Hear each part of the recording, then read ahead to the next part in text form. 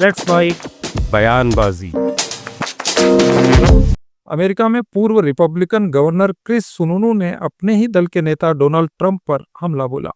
सुनूनू ने कहा कि भारत पर ट्रंप के टैरिफ से अमेरिकी मैन्युफैक्चरर्स में डर का माहौल है।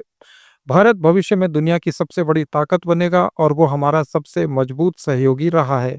उन्होंने चेतावनी दी कि अगर आतंकवादियों से डील करनी है तो अपने सहयोगी देश को नाराज मत करो। सुनूनू ने आरोप लगाया कि नोबेल पुरस्कार न मिलने की खुन्नस में ट्रंप सनकी हो चुके हैं। I just think that the India one scares folks the most. I can't tell you why. I'm not a manufacturer, but that's the one I hear the biggest concern about because they're our ally. This should be the easy one. This is India is going to be the world player, right? They're going to have far and away the largest population in terms of bodies. You have so many folks that are already outsourcing to India right now. China's the second largest economy, though. And it is, and that's why now remember China's investing in their technology, weaponization, and infrastructure because they're going to have a population crash in the next decade or so. So you kind of have an opposite effect there. But having the largest country in terms of manpower as a strong U.S. ally in that part of the world, you're going to deal with the terrorists, but you don't want to upset that apple cart. Trump की ओर से भारत को tariff का डर अब उन्हीं के लिए चुनौती बनता दिख रहा है। ब्राजील के राष्ट्रपति लुइस इनासियो लुला दा सिल्वा की ओर से एक बयान सामने आया है। उन्होंने कहा कि मैं पीएम मोदी और राष्ट्रपति शी जिनपिंग से बात करूंगा। मैं दूसरे राष्ट्रपतियों से भी बात करूंगा और इस बात पर चर्चा करूंगा कि इस स्थिति में हर कोई क्या कर रहा है ताकि हम कोई फैसला ले सकें। Amanhã vou ligar para o presidente Modi, depois eu vou ligar para o presidente Xi Jinping, depois eu vou ligar para outros presidentes e vou tentar fazer uma discussão com eles sobre como é que cada um está vendo a sua situação, qual é a implicação que tem em cada país, para a gente poder tomar uma decisão. इस बीच प्रधानमंत्री नरेंद्र मोदी और Brazil के राष्ट्रपति Luiz Inacio Lula दा सिल्वा के बीच telephone पर बातचीत भी हुई। दोनों नेताओं ने व्यापार, टेक्नोलॉजी, ऊर्जा, रक्षा, कृषि, स्वास्थ्य और रिश्तों को मजबूत करने पर सहमति जताई। प्रधानमंत्री मोदी ने पिछले महीने की अपनी ब्राजील यात्रा को याद किया और उसे यादगार और सार्थक बनाने के लिए राष्ट्रपति लूला को धन्यवाद दिया। प्रधानमंत्री मोदी ने एक्स अकाउंट पर लिखा कि हम व्यापार, ऊर्जा, तकनीक, रक्षा और स्वास्थ्य जैसे क्षेत्रों में रणनीतिक साझेदारी को और गहरा करने के लिए प्रतिबद्ध हैं। उन्होंने कहा कि वैश्विक दक्षिण के देशों के बीच मजबूत और पीपल सेंट्रिक साझेदारी से सभी को लाभ मिलेगा। लोकसभा में नेता विपक्ष और कांग्रेस सांसद राहुल गांधी ने इंडिया ब्लॉक के नेताओं के साथ डिनर बैठक की। इस दौरान उन्होंने चुनाव में कथित गड़बड़ियों पर एक प्रेजेंटेशन भी दिखाया। राहुल गांधी ने आरोप लगाया कि बीजेपी और चुनाव आयोग मिलकर वोट चोरी कर रहे हैं और उन्होंने इसके सबूत भी पेश किए। राहुल गांधी ने कहा कि हम लोकतंत्र की रक्षा के लिए प्रतिबद्ध हैं और इसे किसी भी कीमत पर खत्म होने नहीं देंगे। कांग्रेस नेता केसी वेणुगोपाल ने मीडिया से बातचीत में बताया कि राहुल गांधी द्वारा पेश किए गए सबूत देखकर इंडिया गठबंधन के सभी नेता हैरान रह गए। It was one of the best successful meeting. All India Alliance leaders was participated, and Rahul ji himself has presented the same presentation which he done in the press conference today with the India Alliance leaders. Everybody shocked by seeing this presentation. The way in which democracy is killing by these people, everybody condemned it. Therefore, India Alliance completely unanimously on one way, that to go against it. We need a clear voters list. Therefore, digital voter list is the immediate necessity for this country now. That is what the general feeling. Then Tejasvi Yadav discussed about the Bihar Yatra. Everybody, he invited all India Alliance leaders to be there in the conclusion program of the Bihar Yatra, which is going to be on September 1st. And we discussed about that 11th Election Commission March also. That's all. Any discussion on the Vice President election? Generally, there is no much discussion on Vice President election. There are times to debate. Thank you, sir. Vote चोरी मामले पर कांग्रेस सांसद राहुल गांधी ने चुनाव आयोग के अधिकारियों को भी कड़ी चेतावनी दी है। उन्होंने कहा कि चुनाव आयोग के अधिकारी मतदाता धोखाधड़ी में भाजपा के साथ मिले हुए हैं।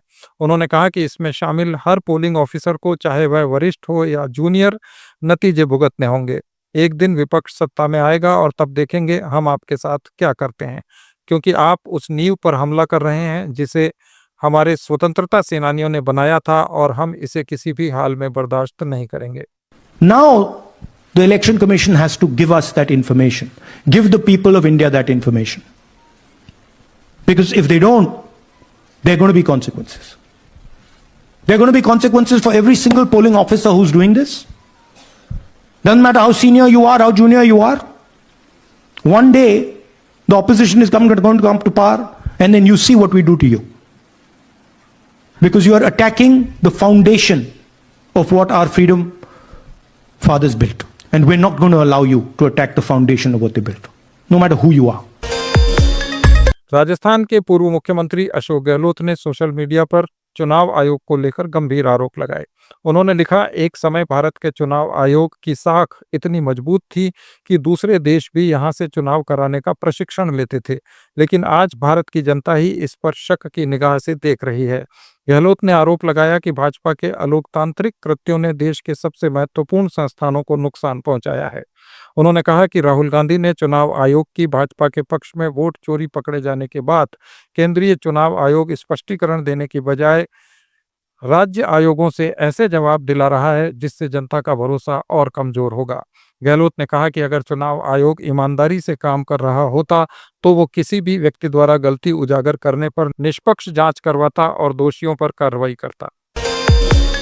भाजपा के राष्ट्रीय प्रवक्ता संबित पात्रा ने राहुल गांधी के चुनाव आयोग पर लगाए आरोपों पर पलटवार किया है। संबित पात्रा ने कहा कि यह कोई पहली बार नहीं है जब राहुल गांधी ने किसी संवैधानिक संस्थान पर हमला किया हो। पहली बात है कि राहुल गांधी और कांग्रेस पार्टी ने आज तक उन राज्यों में कोई भी प्रेस कॉन्फ्रेंस नहीं किया जिन राज्यों में उनको जीत मिली है। ये जो मीठा मीठा गपगप और कड़वा कड़वा थू थू, यह जो सिलेक्टिविटी है कि हम सिलेक्टिव आउटरीच दिखाएंगे, यह भी भारत की जनता देख रही है। आप हिमाचल में जीतते हैं तो उस समय तो नहीं कहते हैं कि इलेक्शन कमीशन ने अच्छा काम किया।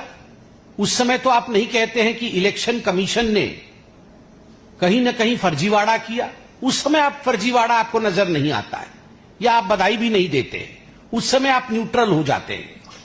आप तेलंगाना में जीतते हैं, आपका मुख्यमंत्री बनता है तेलंगाना में, भारतीय जनता पार्टी हार जाती है।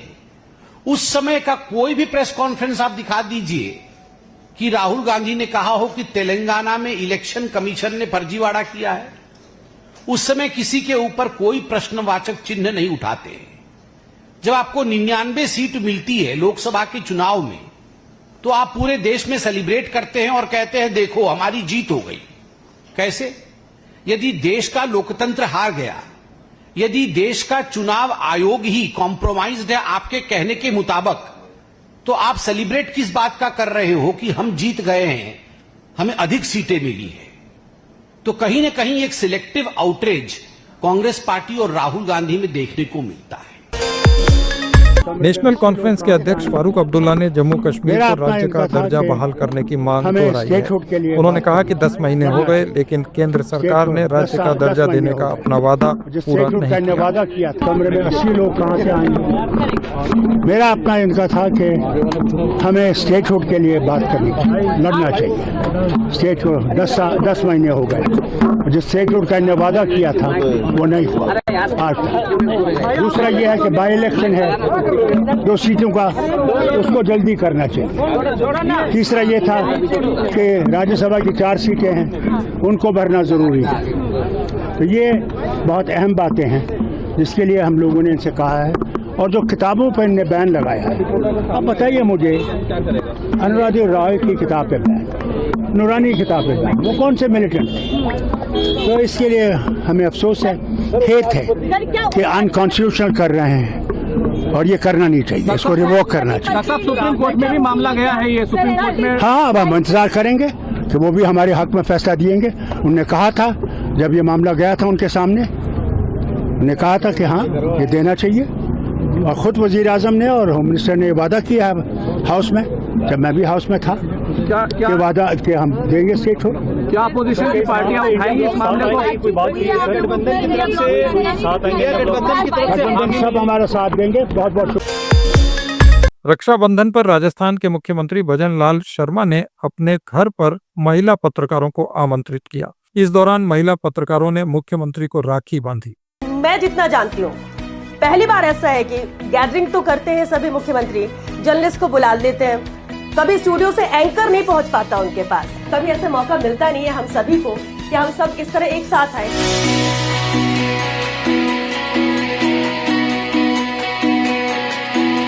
तो आप सभी को रक्षाबंधन की बहुत बहुत शुभकामनाएं। बहुत सर्वे हुआ है जिसमें जयपुर सबसे सुरक्षित शहरों में भारत में दूसरे नंबर पर आया है, तो ये बहुत बड़ी उपलब्धि है आपके नेतृत्व में। इस तरह का प्रोग्राम पहली बार हो रहा है और सब लोग काफी एक्साइटेड है। आपके लिए जो सबकी तरफ से सुनी जाती है वो ये कि आप लगातार प्रयास अच्छा करने का कर रहे हैं। उम्मीदें बहुत ज्यादा है और वो उम्मीदें पूरी होंगी, ये हम मानते हैं। लोगों के मन में आपके प्रति एक विश्वास है, तो ये जो आपकी मेहनत है, आपका काम है, ये समाज में विश्वास है। इसलिए आमजन कोई बात कहे और एक तरफ आप कोई बात कहें, उसमें आपकी बात पर वजन होता है। ये समाज के अंदर इस तरह का विश्वास है।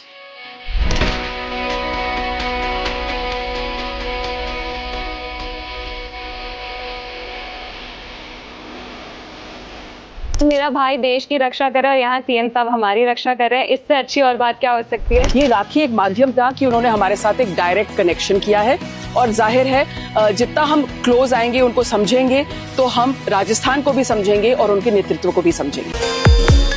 दिल्ली की मुख्यमंत्री रेखा गुप्ता ने पिछली आम आदमी पार्टी सरकार पर हमला बोला। उन्होंने कहा, सीएजी की रिपोर्ट बताती है कि केंद्र से दिल्ली सरकार को 4,800 करोड़ रुपए की ग्रांट मिली थी, जिसे फिजूल खर्ची में उड़ा दिया गया। उन्होंने कहा कि दिल्ली को फ्री की लत लगाई गई और भविष्य गिरवी रख दिया गया।